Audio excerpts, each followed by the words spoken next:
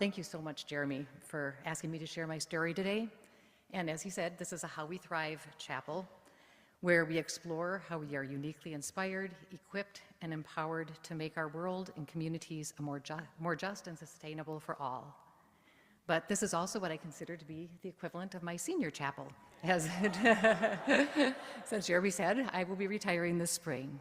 And if you're not familiar with senior chapels, graduating seniors are invited to share their Augsburg story before they graduate. So this will be a combination of both. So my Augsburg story begins in December of 2016, when my son and daughter-in-law were visiting us for the holidays. And Lily was looking at the Chronicle of Higher Education and said to me, "Mom, I think I found the perfect job for you in campus ministry at Augsburg University." And Lily was right. Working in campus ministry has pulled together many of the threads of what I value.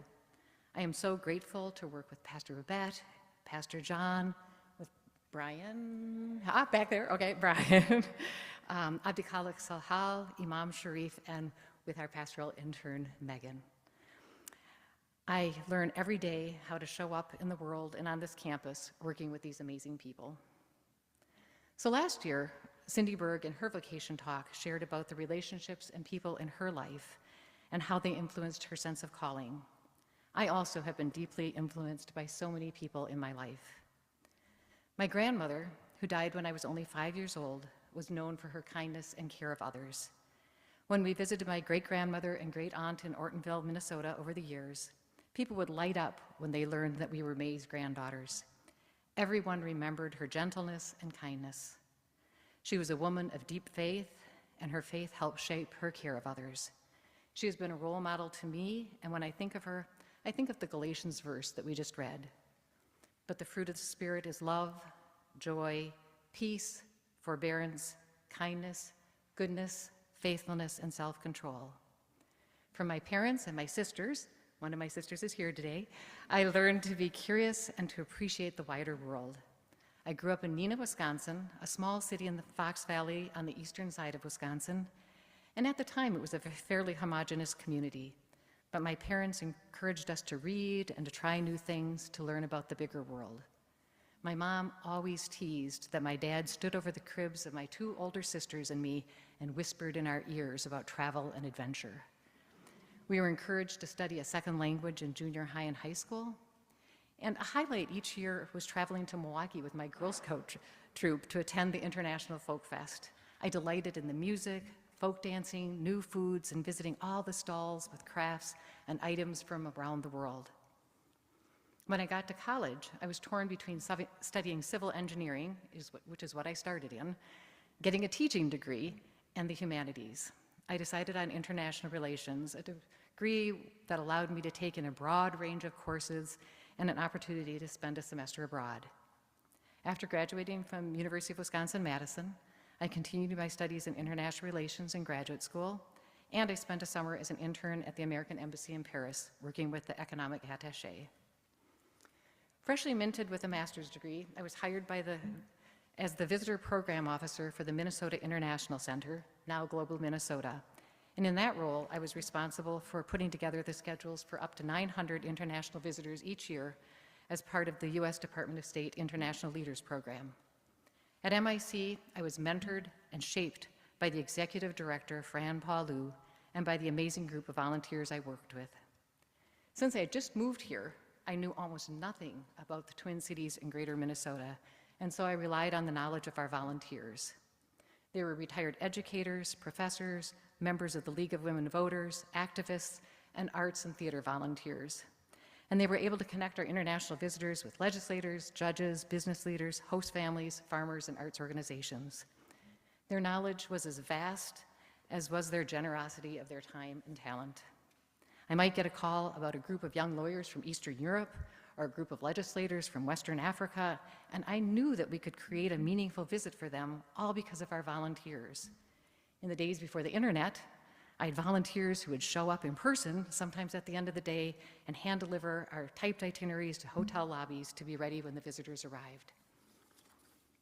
From my experience at MIC, I learned about how volunteers are engaged in all aspects of civil life, strengthening our community, and by supporting our democratic values, the arts, and education. For a number of years after I worked at MIC, I worked part-time and was able to volunteer in my kids' schools and at my church. My kids attended magnet schools in St. Paul, where families came from all across the city. And so I was on committees to invite parents to come and be more involved and to help create the school community. At church, I volunteered with children's programs, and then I ultimately started to work in the office. In 2008, a remarkable thing happened. A young Karen woman called our church to ask about attending a Christmas Eve service with her family. She was looking for an Anglican church and found Messiah Episcopal Church in the phone book. She and her extended family came on that Christmas Eve, and after the service sang Silent Night in Karen in our gathering space. Soon, more and more members of the Karen community started coming to our church. Many were newly arrived after spending years in refugee camps in Thailand, after fleeing from Burma, and some spoke little or no English and had no transportation. So a group of people helped organize rides to church, and we started teaching English as a second language between the services and later citizenship classes. There was a group of us who helped navigate the paperwork and appointments that are involved with daily life in the United States and who could be on call if someone needed assistance. The arrival of the Karen at Minnesota has been transformational to me in many ways. First and foremost, I have wonderful friends in the Karen community. I've watched young children grow up to be teachers and leaders in our church, and I have learned about community and generosity. Every time I step into a Karen home, I am offered food and drink, and they never let me walk out the door without fresh fruit or something that they have cooked. And because of teaching English at the church, I went back to school to get a teaching English as a second language certificate and then substitute taught at Neighborhood House and at English language services at the University of St. Thomas. All these experiences helped bring me to Augsburg. The moment I met the campus ministry team, I could see this is where I wanted to be and what I wanted to do. Campus ministry is deeply committed to supporting the mission and identity of Augsburg University and to serving students, staff, and community. Over the years, I have loved the students who come into and sit in my office, sometimes just for a few quiet moments for class, and sometimes for conversation and engagement. Some students I interact with just once to get a Band-Aid or to find a classroom, and some have become friends that I look forward to seeing almost daily. I have been so fortunate to work with the leaders of Augsburg University Student Ministries, the Muslim Student Association, and Minnesota Hillel Augsburg. Pastor Babette often reminds us, as she did this morning, about how as a learning institution, we are gifted with the talents of our amazing students. And I think about how much I have benefited from each one of them. Augsburg students really are critical thinkers, thoughtful leaders, and engaged citizens. I've also been supported and learned so much from staff and faculty all across campus. Admissions, events, multicultural life, Step Up, CWC, the Stroman and Savo Centers, and the President's Mission Identity leaders. I want to give a special shout out to the theater department. Campus ministry shares our office space with the theater department, and I love working with Darcy, Charles, Eric, Alex, and Knox. My husband gently teases me about all the favorite people I have at Augsburg after years of me coming home and sharing about my day. The people at Augsburg live their values. I have seen this again and again, but especially now in these challenging times. And I'd like to close with another verse from Scripture that helps guide me. Finally, brothers and sisters, whatever is true, whatever is noble, whatever is right, whatever is pure, whatever is lovely, whatever is admirable, if anything is excellent or praiseworthy, think about such things. Thank you for being here today and for letting me share my story.